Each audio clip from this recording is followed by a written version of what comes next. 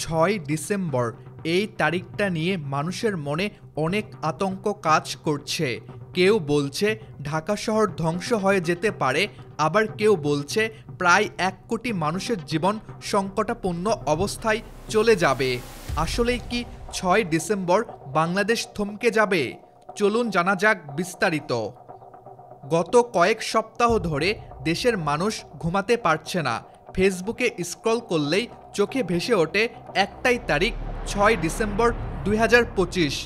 বলা হচ্ছে সেদিন ভয়াবহ ভূমিকম্প আঘাত হানতে যাচ্ছে বাংলাদেশে, ধ্বংস হতে পারে রাজধানী ঢাকা, এমনকি ১ কোটি মানুষের জীবন সংকটাপন্ন অবস্থায় চলে যাওয়ার আশঙ্কা করা হচ্ছে।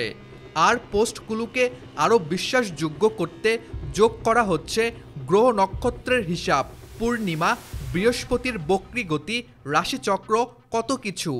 যেন একটা মহাপ্রলয়ের পরিকল্পনা আগেই লেখা হয়ে রয়েছে।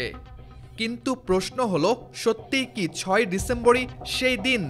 এর উত্তর খুঁজতে হলে আমাদের ফের তাকাতে হবে বাংলাদেশের একটা ছোট্ট ভূখণ্ডের দিকে, যেটা আসলে দাঁড়িয়ে আছে একটি সিসমিক টাইম বোমার উপর, এবং সেটা হলো নারায়ণগঞ্জ এবং মানিকগঞ্জের আশেপাশে।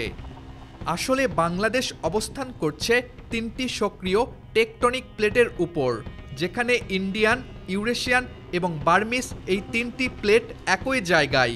প্লেটগুলো প্রতিনিয়ত নড়ছে আর নিচে জমছে বিপুল পরিমাণ শক্তি। ঢাকা বিশ্ববিদ্যালয়ের ভূমিকম্প বিশেষজ্ঞ অধ্যাপক সৈয়দ হুমায়ুন আখতার স্পষ্টভাবে বলেছেন, সিলেট থেকে কক্সবাজারের নিচে ৮ থেকে ৯ মাত্রার একটি ভূমিকম্প তৈরির মতো শক্তি ইতোমধ্যে সঞ্চিত আছে। এটা ভয়ানক, কারণ বাংলাদেশের ইতিহাসই বলে বড় ভূমিকম্প প্রায় ৫০ থেকে ১০০ বছরের ব্যবধানে ফিরে আসে। ১৭৬২, ১৮৯৭, ১৯৩০ এসব ধ্বংসযজ্ঞের পর গত ১ শতাব্দী ধরে অপেক্ষাকৃত বড় কোনো ভূমিকম্প হয়নি, অর্থাৎ সঞ্চিত শক্তি এখন সর্বোচ্চ পর্যায়ে। তবে এখানেই আসে প্রথম টুইস্ট। ২৩শে নভেম্বরের পর থেকে বাংলাদেশে যেসব ছোট ছোট ভূমিকম্প হচ্ছে সেগুলোকে অনেকে ভেবে নিয়েছেন বড় ভূমিকম্প আসছে, কিন্তু আবহাওয়া অধিদপ্তরের পরিচালক মুমিনুল ইসলাম মনে করেন এগুলো মূল ভূমিকম্পের পরের আফটার শকও হতে পারে, অর্থাৎ শক্তি নির্গমনের প্রক্রিয়া। তাদের মতে আপাতত ৬ মাত্রার বেশি ভূমিকম্পের ঝুঁকি কম। তবে সবচেয়ে ভয়ের কারণ হলো, যেখানে মানুষ ৬ ডিসেম্বরকে কেন্দ্র করে আতঙ্কে আছে, ঠিক সেই সময়ই আন্তর্জাতিক গবেষকদের একটি দল নতুন করে চিহ্নিত করেছে আরেকটি সক্রিয় ভূগর্ভস্থ ফাটল রেখা। এর দৈর্ঘ্য প্রায় ৪০০ কিলোমিটার, জামালপুর ও ময়মনসিংহ থেকে কলকাতা পর্যন্ত। গবেষকদের মতে এই ফাটল রেখা সর্বোচ্চ ৬ মাত্রার ভূমিকম্প সৃষ্টি করতে সক্ষম। আর এর জন্ম ৫০ মিলিয়ন বছর আগে। ২ কোটি বছর নিষ্ক্রিয় থাকার পর আবার ৫৭ লাখ বছর আগে এটি সক্রিয় হয়ে ওঠে, যখন ইন্ডিয়ান প্লেটের চাপ বেড়ে মেঘালয় পাহাড় উপরে উঠতে শুরু করে। অর্থাৎ ভূত্বকের ভিতরে এখনও অনেক শক্তি জমে আছে।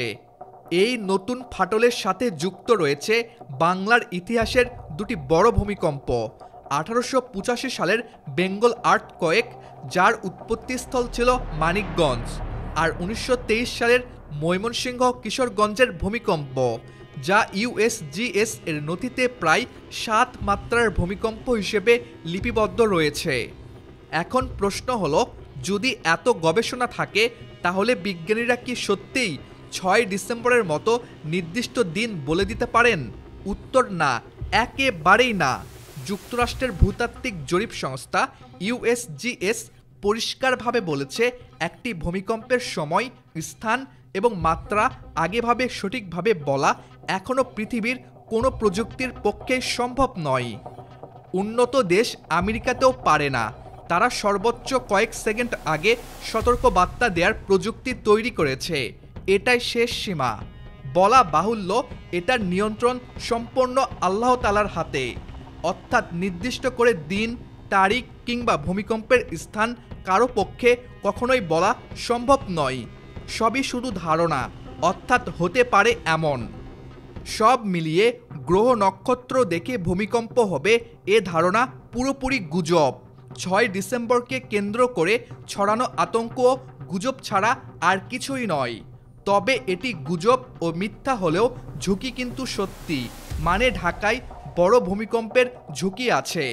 যেমন রাউজুকের হিসাব অনুযায়ী যদি ঢাকায় 6.9 মাত্রার ভূমিকম্প আঘাত হানে তাহলে 5.5 লাখ ভবন ধসে পড়তে পারে, মৃত্যু হতে পারে 2 লাখেরও বেশি মানুষের। আর এটাই বাস্তবতা। তাহলে আমাদের করণীয় কি? পোস্ট শেয়ার করে আতঙ্ক না ছড়িয়ে এখনই ভেবে দেখা উচিত আমাদের বাসা বাড়িগুলো কি ভূমিকম্প সহনীয়, কর্মস্থল কি নিরাপদ, ইমার্জেন্সি প্ল্যান আছে।